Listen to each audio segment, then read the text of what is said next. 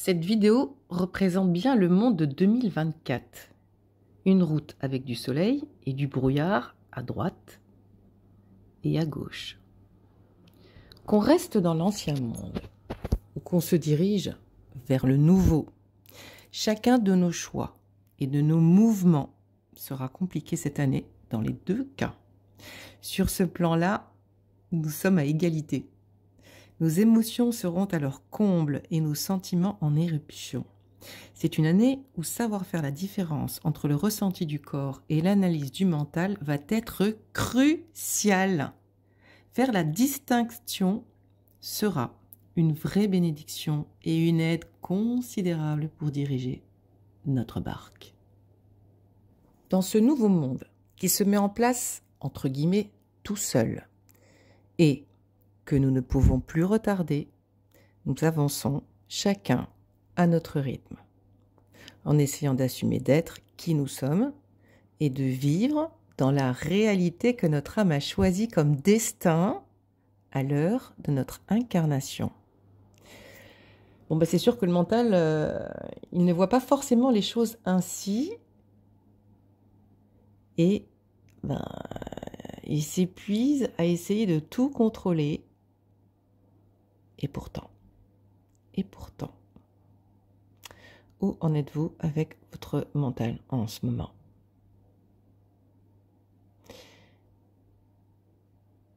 Tout le monde en ce moment n'est pas du tout au même rythme, ni au même niveau de conscience de ce qui nous anime nous-mêmes. Nous vivons donc à plusieurs vitesses ce changement qui est en train de s'opérer. Cette restructuration de la société commençait il y a quelques décennies maintenant. Alors, si vous voulez sauver le monde et entraîner vos proches à marcher dans vos pas en vous tenant la main, vous avez dû capter que c'était un petit peu compliqué, voire impossible, mais cela fait aussi partie du jeu d'essayer. En fait, c'est comme si nous avancions imaginé par paliers, comme un jeu vidéo, qui correspond à différents niveaux de vitesse et d'évolution. On peut continuer dans ce nouveau monde à fonctionner comme avant, avec nos anciens schémas. Il n'y a pas de problème. Enfin, il n'y a pas de problème. Ceux qui ont décidé de changer de vie en employant les mêmes moyens se voient limités et répéter les mêmes situations ad vitam aeternam et les mêmes problèmes. Je suis sûre que vous avez déjà dû vous rendre compte pour vous-même ou pour votre entourage. Et ceux qui s'accrochent à l'ancien monde souffrent parce que leur instinct de survie est en alerte permanente et que la fatigue s'accumule, je dirais, dangereusement. Si vous avez donc compris que cette crise n'était qu'une restructuration logique du monde et pas une simple crise économique, je pense qu'aujourd'hui, c'est tellement écrit en 4/4, cette restructuration demandée, obligatoire, on ne peut plus continuer comme ça. Je pense que vraiment, chacun peut le comprendre aujourd'hui. Ça ne veut pas dire qu'on sait quoi faire, mais on peut le comprendre. Alors, si vous avez compris que c'était une restructuration, vous devez déjà œuvrer depuis longtemps pour votre changement intérieur. Vous avez peut-être déménagé, commencé des formations, quitté votre conjoint après plus de 20 ans de vie commune, alors à la surprise de tout le monde. Vous avez peut-être changé de groupe d'amis, pris de la distance avec votre famille, ou tout simplement, vous avez entamé un travail d'introspection pour comprendre ce qui se passe en vous et surtout mieux gérer les up and down. Parce que ça, quand on finit par être trop secoué trop souvent, on ne peut pas rester comme ça, c'est pas possible. Alors c'est sûr que notre conscience, c'est tellement ouverte, notre intuition, notre ressenti, cette connexion à l'invisible, tout ça s'amplifie fortement. Et puis tant mieux parce qu'on donne un peu de l'importance à ce qu'on ne voit pas. Et même, je trouve que être hors norme, ça devient presque une mode. Je me souviens d'une journaliste dans un dossier de Télérama sur la voyance de février, c'était février 2003. Elle avait repris une phrase que je lui avais dit dans l'interview, dans son article, qui disait « Dans 20 ans, Donc je disais, dans 20 ans, je suis sûre que tout le monde aura son psy, son aromathérapeute, pardon, et son voyant. Et elle avait ajouté, tiens, une prédiction. Ben ouais, effectivement, parce que c'est ce que j'entendais avec ce don de clairvoyante depuis le début des années 2000. Et ce que je disais il y a 20 ans, que tout le monde allait avoir son aromathérapeute, en fait c'était pour naturopathe, parce que ce métier n'était pas vraiment développé et très connu à l'époque. Hein. On ne sait pas des formations de naturopathie comme on le fait aujourd'hui, à la volée, en travaillant et tout ça, quoi. C'est bien démocratisé depuis. Et coach de vie, ça n'existait pas puisque je l'ai déposé en 2005 à l'INPI. Il fallait bien que je trouve un mot sur ça, cet accompagnement de changement de vie. Je savais vraiment, au vu de ce qu'on m'annonçait pour la grosse période 2015-2025, que nous allions tellement être secoués par les événements, que nous aurions besoin. Je pourrais même dire que nous aurions la nécessité de revoir notre système de pensée et d'agir différemment pour rester stable dans ce monde brut. Alors, la création des énergies chaque mois, à l'époque, est devenue pour moi un moyen d'avertir et de prévenir ma communauté qui me suivait sur mon blog, qui s'appelait Féminine sur Overblog, pour ceux qui ont envie d'aller retrouver tout ça. Et du coup, comme ma clientèle en général est plutôt intuitive, ultra sensible et hors norme, ça permettait de les rassurer, de comprendre que leur ressenti particulier était généralisé. Ils n'étaient pas tout seuls dans le cas, on ressentait tous des choses un peu étranges et bizarres parfois, que ça ne se reliait pas forcément à notre vie, et que du coup, leur mal-être n'était pas que le résultat de leur vie, de leur action, mais d'un contexte collectif et politique particulier, et ces dernières décennies particulièrement secouant, et que il y avait aussi dans l'air cette énergie d'évolution naturelle de l'âme collective, de la maturité de l'âme de notre planète, si je puis m'exprimer ainsi. Et du coup, ces énergies que je propose depuis plus de 15 ans prennent la globalité de l'être en considération, notre mental, notre corps et notre âme. Je voulais faire un peu cette introduction pour les énergies parce que vous êtes tombé dessus peut-être par hasard, vous les suivez peut-être depuis quelque temps, vous écoutez d'autres énergies.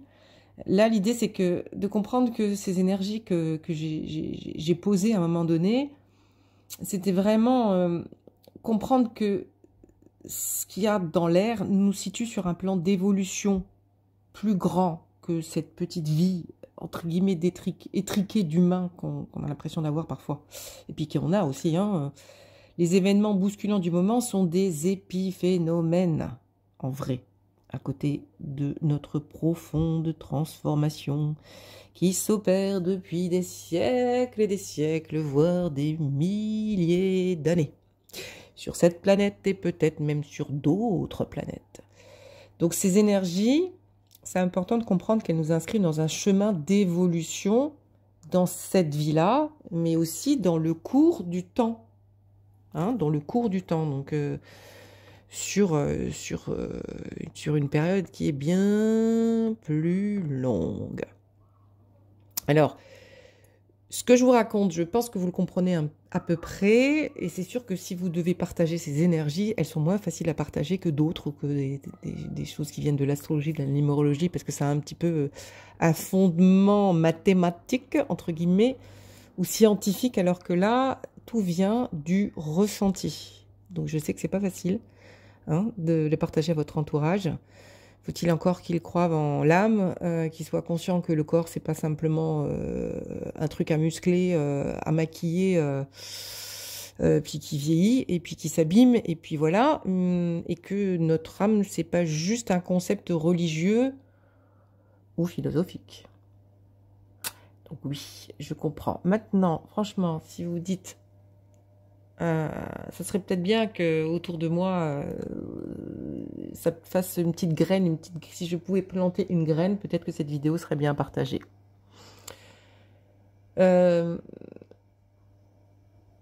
Vous écoutez ça, vous voyez bien à quel point tout ce qui est énergétique, voyance, médiumnité, compagnie, c'est quelque chose de très répandu aujourd'hui. Et pourtant, et pourtant vous n'arrivez pas à partager certaines choses et à parler de vos propres dons bizarres. Et même moi, qui fais ce métier depuis 26 ans, 97, même moi j'ai du mal à dire ce que je fais, puisque j'invente mon métier au fur et à mesure des années, après avoir expérimenté dans mon coin sur moi pendant des années, d'expérimenter avec quelques personnes qui acceptent autour de moi en grande supervision sur le corps et sur le mental. Donc, j'ai même du mal à dire ce que je fais. Mais je pense que depuis 97, ma vocation, c'est d'accompagner l'évolution du monde avec mes outils, à travers mon métier de voyante et, comme je le dis, de tuteur de résilience. Mes vies passées m'ont servi, je pense, je le sens, non seulement à me rendre compte que j'avais le choix d'être heureuse dans cette vie et que je pouvais aider tous ceux qui pensaient comme moi être libres de vivre leur vie à leur image, avec des vraies valeurs, en étant un simple maillon de cette chaîne humaine, mais en étant heureux. Et que c'était bizarre qu'on ne soit pas ça, et qu'on soit dans une concurrence, dans une compétition, dans un stress, dans un mal-être, dans un état physique pas agréable. Il y a un truc qui déconne, qui va pas. Voilà, donc je pense que vous qui écoutez ça, j'espère et je sens, j'espère et je pense que vous savez que vous avez un libre arbitre et que donc vous pouvez décider à n'importe quel moment de suivre vos rêves ou de continuer à vous soumettre à une autorité malveillante ou bienveillante. Je crois que là, on aura reconnu mes origines. Le niveau de conscience, parce que je parle beaucoup de la conscience et du niveau de conscience. La conscience, c'est un éveil à l'instant présent, à ce qu'il se passe, à ce qu'il se joue sur un plan bien plus important que simplement ce qui se passe dans notre tête. Et quand nous sentons cette conscience qui s'éveille, ça donne un vrai coup de pouce pour choisir des valeurs un peu plus vertueuses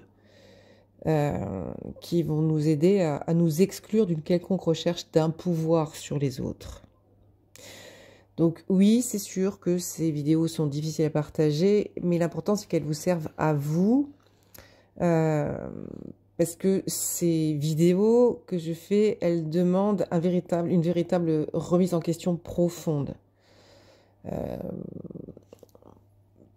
Pour comprendre que nous pouvons agir sur notre présent et sur notre vie, ça nous demande en fait de rééquilibrer quelque part notre vibration à ce niveau de conscience qui bouge sans arrêt. Et ces énergies, elles demandent aussi de nous éloigner de notre ego et de considérer que nous avons aussi un corps qui s'exprime et que notre âme peut nous venir en aide aussi quand nous la sollicitons. Ça implique forcément d'être suffisamment ouvert aussi sur ses vies antérieures, croire que nous ne sommes pas juste venus là sur Terre, nous naissons, nous vivons et nous mourrons et nous devenons cendres, point final, mais que le cours de notre vie nous donne une nouvelle chance d'expérimenter autre chose.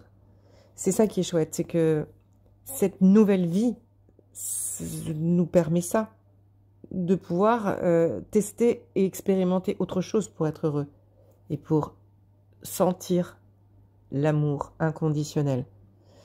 Alors c'est sûr que ça peut paraître des notions parfois un petit peu trop ésotériques et alambiquées. Quand je vois que les personnes que je forme en tant que praticien Reiki qui ont minimum 2000 heures de supervision ne se sentent pas à la hauteur parce qu'elles ont compris l'impact de leur travail, la difficulté d'introspection parce qu'elles sont passées par là, elles l'ont vu sur elles l'ont vu sur leurs copines, sur leurs copains, elles ont vu le temps que ça prenait pour que cette conscience, et qu'on lâche un peu l'ego. Donc ce chemin initiatique est loin d'être simple et que quand elles voient que d'autres sont formés en 3 week-ends d'initiation en tant que maître Reiki et que ces personnes-là n'ont aucun problème et aucune problème de conscience de faire des soins sur n'importe qui, n'importe où, même dans un ascenseur ou dans une soirée, alcoolisée, ben ouais, c'est sûr que c'est pas forcément facile, hein. Mais en tout cas, c'est important que vous puissiez vous dire, moi et moi, aujourd'hui, où j'en suis. Où j'en suis? Est-ce que j'écoute mon corps? Est-ce que je suis consciente que j'ai une âme ou ça bloque encore? Est-ce que mes systèmes de pensée tournent en boucle? Est-ce que je passe mon temps à analyser ou est-ce que j'essaye autre chose? Est-ce que je suis à l'écoute de ce qu'on me dit ou est-ce que je suis en réaction à ce qu'on me dit? Tout ça est important en ce moment pour commencer cette année de 2024. Vous avez vu mon introduction comme elle était longue? Parce que là, ça rigole plus. Ça devient sérieux. Ce monde devient sérieux. Sérieusement préoccupant. Si on a envie d'être heureux, il est important d'ouvrir son esprit. Il est important de regarder la vie autrement, de tourner son regard vers autre chose et surtout vers l'intérieur de soi. Et pas vers son nombril, hein, et pas vers son apparence. Pour être le plus fort, le plus beau, le plus génial, le plus merveilleux, le plus ci, le plus ça. Donc cette année 2024, je l'ai dit, répété, parce qu'on me l'a dit et qu'on me l'a répété. Le monde bouge, change, et il y a ceux qui comprennent et qui agissent pour qu'il ne bouge pas, et il y a ceux qui comprennent et qui agissent pour qu'il bouge, et il y a ceux qui comprennent rien du tout, qui comprennent même pas, qui malheureusement ne sentent pas qu'ils ne peuvent pas rester comme ça, et qui continuent à être dans le déni. Bon, ça, on y passe tous, on le sait, voilà, on le sait, c'est pas facile. Et ben, c'est peut-être pas la vie là où l'ouverture de conscience et l'éveil doivent se faire. C'est peut-être une vie à expérimenter quelque chose de compliqué, difficile, délicat, comme nous l'avons fait dans d'autres vies qui nous ont amenés à comprendre dans cette vie-là pourquoi il est important de prendre du temps pour se remettre en question, remettre en question en tout cas des fonctionnements et des réactions, et que ça serait peut-être beaucoup plus simple de vivre dans l'amour. Alors ça veut dire quoi vivre dans l'amour? Bah, simplement de se dire, est-ce que mes paroles, mes actes, mes pensées sont dans la vibration de l'amour, sont dans le non-jugement, non-attente, non-projection, dans l'ouverture, dans l'acceptation de ce qui est et de ce qu'est l'autre et de ce que je suis. Est-ce que j'ai de l'amour pour moi? Est-ce que j'ai de l'amour pour les autres? Est-ce que j'ai de l'amour pour ce monde? Ou est-ce que j'ai de la haine, du dégoût, un sentiment d'impuissance? Parce que tout ça, hein, ce dont je parle, ce ne sont pas des émotions ni d'amour, ce sont des sentiments qui sont créés par le mental, hein. C'est notre tête, hein, qui, par rapport à notre vécu, qui rumine, hein, qui attend, qui aimerait bien, qui ci, qui ça. Mais voilà, là je parle d'un état d'être dans l'amour, et ça, c'est peut-être seulement ce chemin-là qui nous est demandé. Du coup, 2024, posez-vous cette question-là et demandez-vous si c'est ce monde-là que vous voulez vivre et dont vous voulez être entouré, un monde d'amour et de compréhension et de tendresse avec des valeurs vertueuses qui vous amènent dans une évolution d'être et dans un état d'être heureux physiquement, moralement, mentalement, spirituellement, tout ce que vous voulez. Ou est-ce que vous trouvez que pour vivre dans ce monde et exister, ben, il suffit d'être connu, d'avoir beaucoup d'argent, d'être le plus beau, le plus grand, la plus musclée, la plus fine, la plus mince, la mieux habillée, celle qui a la plus belle maison, le plus beau mec, les plus beaux enfants, la meilleure vie, la plus belle voiture? Posez-vous cette question. Posez-vous cette question. Et là, vous comprendrez pourquoi ce travail d'introspection, c'est en fait voir pourquoi on a autant ce réflexe de non-amour, en fait. Ce réflexe d'être dur, d'être critique, d'être cassant, d'être dépendant, d'être rigide, d'être... voilà quoi, c'est tout bête. Donc, bah, ce nouveau monde, est-ce que ce serait pas simplement une étape où on s'est tellement éloigné avec ce monde matériel de la source et de l'amour que ben, c'est peut-être ça qui se joue en ce moment, que tout bascule. C'est peut-être ça, hein, la restructuration du monde. C'est un nouveau step vers un monde d'amour, vers un état d'amour. En tout cas, moi j'y crois. Maintenant, c'est vrai que cette année va nous demander des challenges de dingue. Alors, ce que je vous propose, c'est de choisir de participer à un webinaire de 3 heures en direct avec moi, à faire des exercices et pas simplement à m'écouter, que j'appelle de créativité intuitive, qui vont vous aider à tracer votre destin, à prendre en main votre destinée pour ne pas passer à côté du bonheur. Voilà ce que je vous propose. Ces webinaires vont être payants. Ils vont être payants, ils vont durer 3 heures, ils vont coûter 45 €. Aujourd'hui, je les ouvre à d'autres personnes. Ce sont des webinaires particuliers. Les gens que je suis vont y participer s'ils ont envie. Ils payeront aussi ce webinaire. Et à partir de 15 personnes, ce webinaire de 45 € va voir diminuer son prix à 30 €. Et au-delà de 50 personnes, le prix du webinaire sera de 20 €. Donc ce que je vous propose, c'est d'en parler autour de vous et d'inviter des personnes qui sont prêtes à payer et prendre 3 heures pour elles, qui sont prêtes à se retrouver face à elles pendant 3 heures, ce que tout le monde a envie en ce moment, pour comprendre ce qui se passe et comprendre ce qu'on a vraiment envie de faire, ce qu'on se sent capable de faire et ce qu'on a peur de faire, ce qu'on ne se sent pas prêt de faire et qu'on ne comprend pas pourquoi, alors qu'on en a bien envie. Toutes ces personnes qui se posent des questions et qui se disent